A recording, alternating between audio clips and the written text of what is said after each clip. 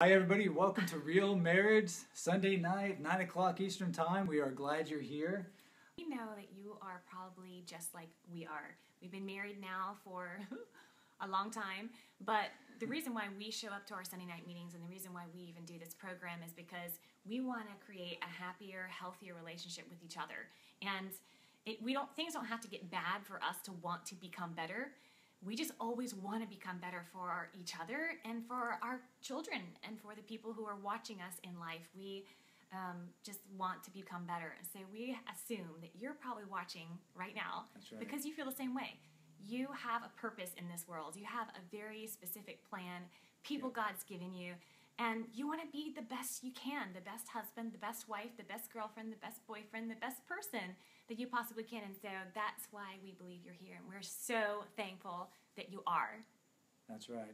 And since you're here with us tonight, and we as marriage mentors, our goal is to not judge. Mm-hmm. We don't judge. No.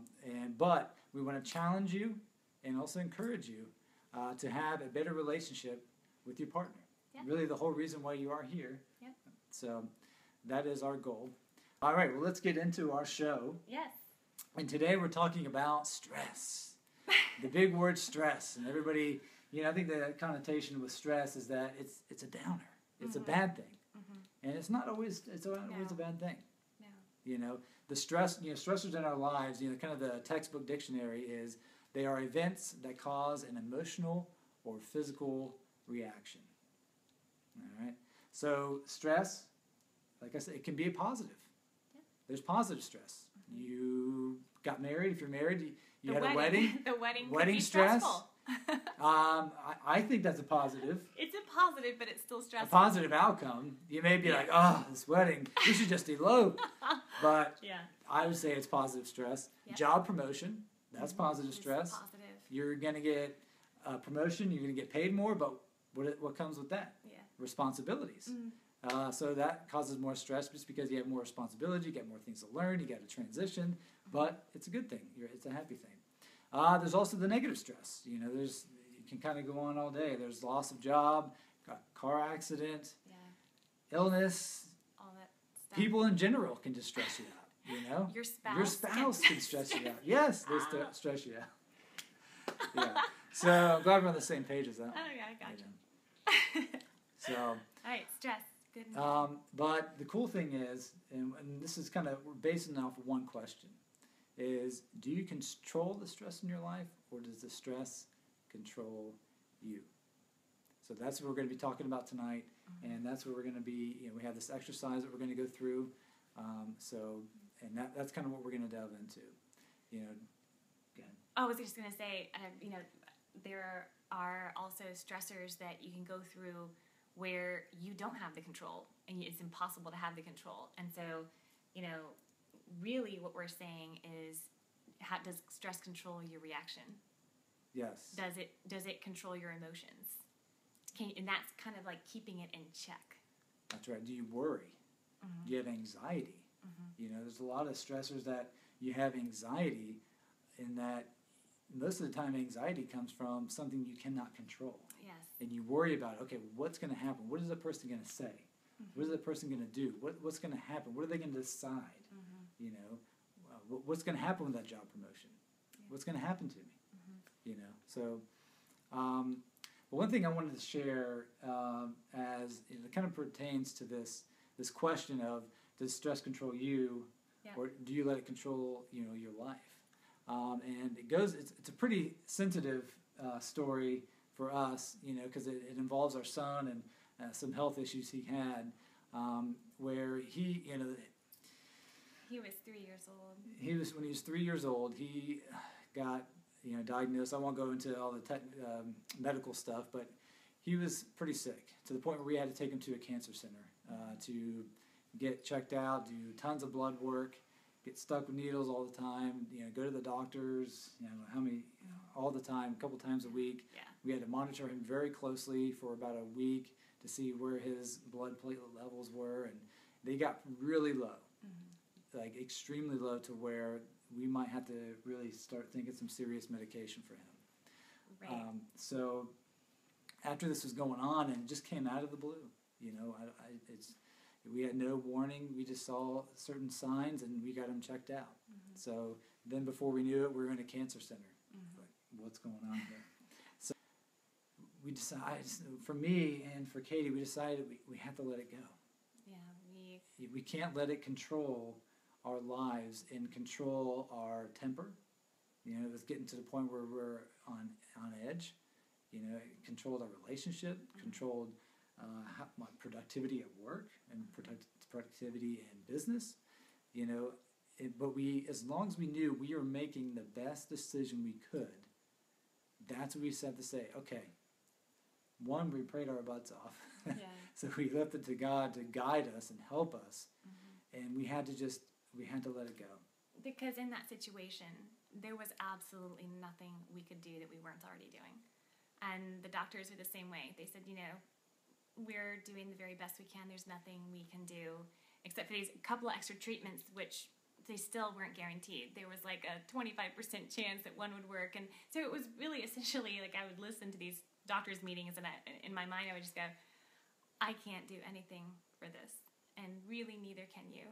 Mm-hmm. And so that's the point we're trying to bring up is it was when we released the expectation that we could make things better, or we had to make things better. Right. We really couldn't. And once we started doing that and releasing it, it allowed us to still enjoy our life in the midst of some pretty rough times. Yeah. Still enjoy our life, meaning not letting that anxiety and that fear and that worry consume who we were. And so that's kind of what the story is. So so let's kind of bring this back on, you know, on talking about stress, you know, whether it's something extremely, you know, detrimental and just emotionally draining as something like that, mm-hmm. or it can be anything that's stressing you. It could be traffic. Yeah, traffic, people, you know, what somebody said to you, what somebody said to you 10 years ago. Mm-hmm. You know, what is stressing you? So right now we want to talk about is to see what issues are stressing you out. What is stressing you out right now? That's why we want to encourage you to take an inventory.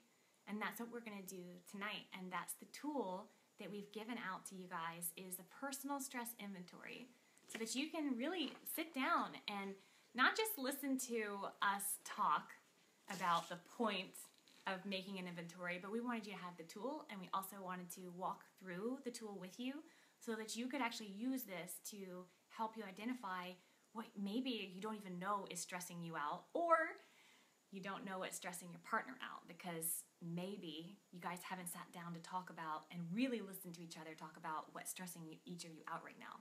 So that's right. What we're going to do on the show. That's right. And this tool helps you kind of brainstorm. See, like, okay, well, I'm making a list. So let me just see what's going on. And then all of a sudden you may realize, right? Like, this is actually stressing me out. Yeah. I just like, I'm okay. I'm doing okay. But no, it's stressing you out. It's in the back of your mind. You keep thinking about it. It keeps coming to the forefront. Right. And you'll see on your worksheet, if you're looking at it right now, that you have, and we encourage you to decide in that worksheet what issues, what challenges, what stressors, if you will, can be changed, and which ones cannot be changed by you or anybody else. But let's talk about you. So that's an important step too. It's just defining what stressors you can change and which ones you can't, and then to focus on the ones that you can. That's right. So let's kind of go through the exercise real quick. I am going to hold it up, it's so pretty. These boxes are really, you got to kind of pay attention to what's going on here, but it's very helpful. So if you look at box 1, you'll see these are the most critical items. You know, it could be 1, could be 4, however many. And it also says in the question, what changes can you make? What changes can you make to those really high priority issues? That's why we put them in red. Yeah. Red, high priority. Right. Tackle that one. And then box 2, it's difficult to change. So it asks, how are you going to cope with that? Yeah. How are you going to cope with the stresses that are very difficult for you to change? That's right. How are you going to change somebody's opinion of you? Mm-hmm. How are you going to actually cope with that? You can pray about it. How are you going to deal with that? Because you can't change how somebody thinks about you. Sometimes you can remove yourself from a situation, Or if you can't remove yourself from a situation, maybe you can release expectations. So that's kind of like that discussion that you need to have with your spouse or even just with yourself. Kind of like, all right, what can I do with these areas that are challenging for me, but I really can't change? That's right. And I really like box 3. Like box okay? 3. Because it talks about, are you spending too much time on low priority issues? Ooh, yes. Are you really, taking too much time thinking about the small things? And really you got these really big, hairy issues up here that you really need to talk about, put a plan together of how you're going to do those and release yourself from those, or actually get them done, whatever the case may be. Then box 4 is the least critical. You can't control it. It's a complete low priority issue, but it's worth writing down. It could be something like an annoying neighbor. Maybe they leave their porch light on and it shines in your bedroom window. Right. And it just ruins your night every night.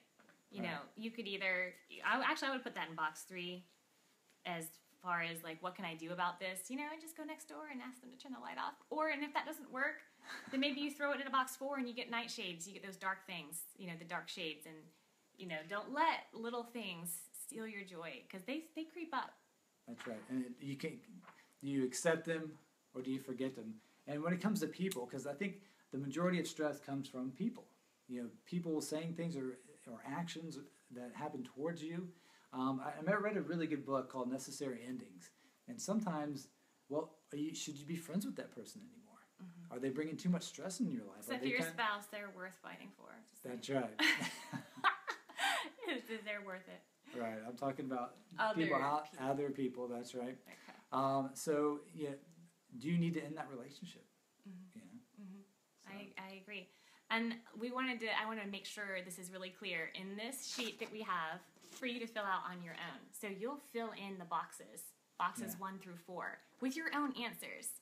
Which ones are high priority, which ones are difficult to change, which ones are just so annoying. And you get to write down your answers. And then we have a couple discussion, just like we do on most of our tools. At the bottom, it says, talk to your spouse about these issues, about these challenges, especially the ones from box 1. That's right. Which the box 1 is most critical, and you're both able to work together to make a change. Right. Well, this one you're probably going to have different answers because you have different things that stress you out. I have a job and Katie has a business. She has different things that may be stressful with her business, and I may have different things that are stressful with my job, or different things that we do, or different people that we know. So it's good to see, what is on my wife's plate? What is causing stress, or what's most critical to her right now? It'd be kind of cool if they match up, because then you can kind of knock two birds with one. Tackle it together, knock 2 birds with 1 stone. And the cool thing is the ones that you don't share, it's cool to talk about. I like to know what's going on. Why is that a stressor? How can I help? Can I do anything? Maybe it's an appointment that she has. I could, watch the kids or, help her with it. Or just think about you. If you know your spouse is thinking about you because they know that you're stressed out about this area. Right. That's huge. That's right. So the goal is to communicate about the issue. Communicate, and the cool thing is be flexible with one another. That grace. Every single Sunday night meeting, you should be flexible with what's going on, because if you're going to talk about stuff, you're going to talk about, if you do assertiveness and active listening, you talk about strength and growth areas, you got to be flexible. You got to just be able to take it and just talk about it. And come with love. And even if you don't feel like you're in so much love with your spouse, come with at least goodwill. Like, I have goodwill towards my spouse right now. I want good things for him. I want good things for our relationship. If you kind of set that mindset before you even communicate or go through this, it just helps so much, because you're coming from a place of goodness and goodwill, and not from any other place. Because I know sometimes I would come bawling into our Sunday night meetings with a lot of criticism or animosity or built up stuff. Or just something you want to talk about now. Just lay it down. Like, no, let's kind of keep our structure here, and then it gives you time to think about it. Kind of calm down a little bit. So when you come together, especially if you're talking about stressful things or things that are stressful, remember your spouse is not your enemy. Yeah, That's right.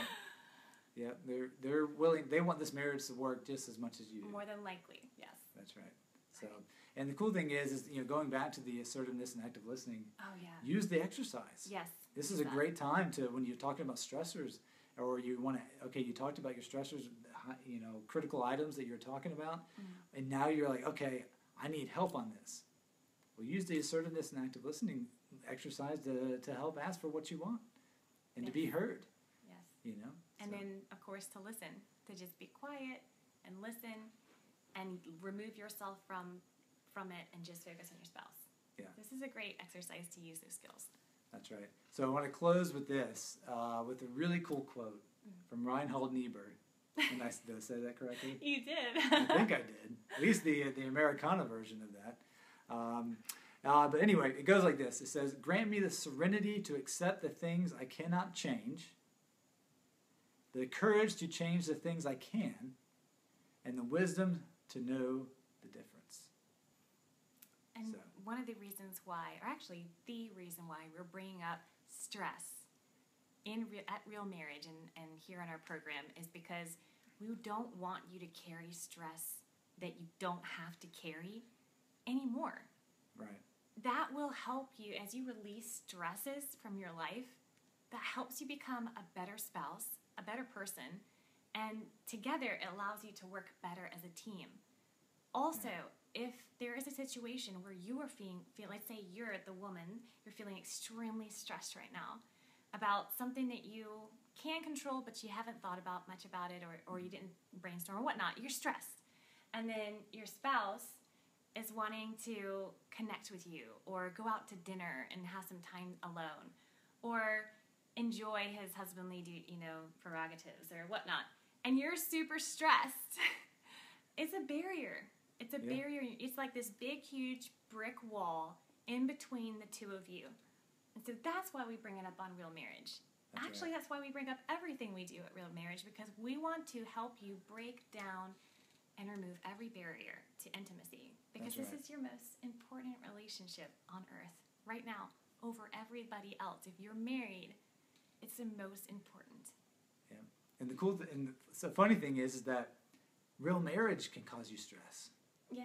Doing Sunday night meetings, talking about your marriage. And maybe this is the first time you're sitting down and talking with your spouse and really getting to some things that, you haven't even, either one, you never talked about, or something that you haven't talked about in years or weeks or months. Yeah. And then you're bringing it up now, and it's like, well, maybe things got awkward, Yeah, ours were awkward, just so you know. Ours were extremely awkward at first, and it was like not enjoyable at first. That's right, exactly. So, especially at first, but that's why we brought up stress. So. And we're so thankful for you joining us. We also are so thankful for you sharing and liking our stuff, because here's again what we said at the front of the show. We are here because we 100% believe that every single person should have this material and have people in their life to speak truth and love and encouragement as they move forward in the world. It's really rare when you get to have positive stuff going on and helpful things for your marriage. And so we want to make sure that if you feel like you have enjoyed our show and you think that, this is great stuff for my marriage or my future marriage or somebody else's marriage, share it. We would love for you to share it, and they can get the same tools and get the same opportunity that you and I have. That's right. Absolutely. And the cool thing is now we're on week 5. Everything's starting to come together. Yes. The strength and growth areas, the assertiveness and active listening, the stress, how to manage that. It's all kind of come together, and how they help each other and how they help you identify different things that are going on in your lives and in your marriage and in your family, and it's great. So next week is really going to tie all this together, because we're going to talk about conflict resolution. So we're going to AKA how to fight well. Yes. How to fight. That's right. So and it's great because we're going to first really identify, well, how do you manage conflict, or how do you even when you have a conflict with somebody, what role do you play? And I love the roles. Do you play like the victim kind of whiner person when it comes to conflict? Are you the more passive, withdrawn person, or do you blame, dominant? I'm the winning person, in this conflict. I will do anything. Yeah, that's right. T-Pain inside there. We'll I love edit that one out. If you love a good fight, you got to show up to next week's show because you'll learn how to fight better. That's right. So, and fight to where everybody wins. That's right.